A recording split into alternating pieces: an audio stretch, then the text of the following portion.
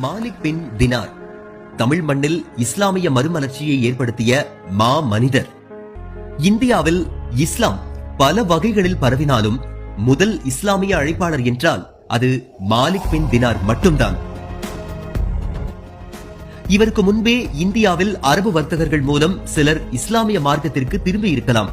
ஆனால் முறைப்படுத்தப்பட்ட இஸ்லாமிய அழைப்பு பணியை தொடங்கியவர் என்றால் மாலிக் பின் தினார் தான் என்று நம்பப்படுகிறது.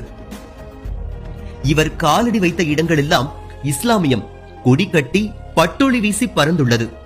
அதில் ஒரு நகரம்தான் காசர்கோடு. இந்திய இஸ்லாமியர்களின் வரலாற்றில் மிக முக்கியத்துவம் வாய்ந்த நகரம் என்றால் அது காசர்கோடு நகரம். உப்பளங்களின் அழகு ஒரு புறமும் திரும்பும் திசையெல்லாம் தோன்றும் இறை இல்லங்கள் மறுபுறமும் அந்த நகரத்தை அலங்கரிக்கின்றன. கிழக்காசியாவின் முதல் பள்ளிவாசல் எனப்படும் கொடுங்கல்லூர் பள்ளிவாசல் முதல் அரபிக்கடலின் கரைகளில் சுமார் 10 பழமையான பள்ளிவாசல்களை இவர் கட்டி எழுப்பினார். இவரால் கட்டப்பட்ட காசர்கோடு தலங்கரா மாலிக் பின் தினார் ஜும்மா பள்ளிவாசல் பற்றி இப்போது பார்க்கலாம். இந்த பள்ளிவாசல் கிபி 720 முதல் 740 வரையிலான காலகட்டத்தில் கட்டி எழுப்பப்பட்டுள்ளது. அரபு மொழியில் உள்ள ஒரு கல்வெட்டு இதற்கு சான்றாக உள்ளது.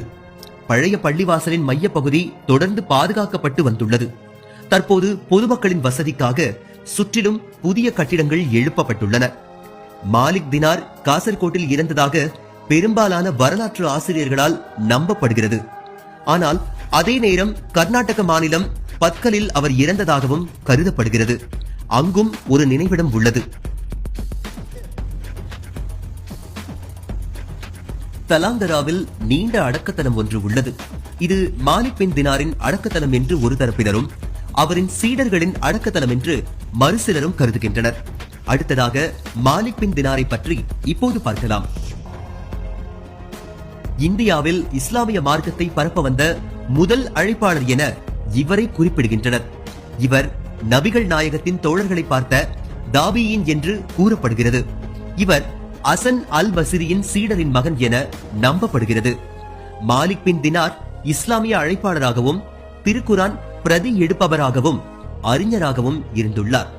மாலிக் பின் தினார் கேரளா வந்ததை கொண்டாடும் விதமாக மாலிக் பின் தினார் உருசு என்ற நிகழ்ச்சியை மலையாள இஸ்லாமியர்கள் கொண்டாடுகின்றனர். அடுத்ததாக தலங்கரா தொப்பி பற்றி பார்க்க போகிறோம். வளைகுடா நாடுகளில் ஓமன் தொப்பி என பிரபலமாக விற்பனை செய்யப்படுவது காசர்கோட்டின் தலங்கராவில் தயாரிக்கப்படும் தொப்பிகளே. தூய பருத்தி பஞ்சுகளால் கையால் தயாரிக்கப்படும் இந்த தொப்பிகள் வழக்கமான மெஷின் தொப்பிகளை விட விலை அதிகம். ஒரு காலகட்டத்தில் பெருமளவில் தயாரிக்கப்பட்டு வந்த தொப்பிகள் வளைகுடா நாடுகள், ஆப்பிரிக்க நாடுகளுக்கு ஏற்றுமதி செய்யப்பட்டன. தற்போது வங்கதேசம், சீன தொப்பிகளின் வருகையால் தலங்கராவின் தொப்பி தயாரிக்கும் தொழில் நலிவடைந்துள்ளது. ஒரு தொப்பி தயாரிக்க 5 நாட்கள் வரை ஆன நிலையில் தற்போது சில பாகங்கள் கையாலும் சில பாகங்கள் இயந்திரங்கள் மூலமும் தயாரிக்கப்பட்டு வருகின்றன. அரேபிய மண்ணில் சுகபோக வாழ்க்கை வாழாமல் மலபாரின் காடு மேடுகளில் சுற்றித் திரிந்து இஸ்லாம் எனும் கொள்கையை பரப்பிய மாலிக் தினாரின் பெயர்கள் பல இடங்களிலும் காசர்கோடு நகரத்தை இன்றும் அலங்கரித்து வருகின்றன என்றால் மிகையாகாது.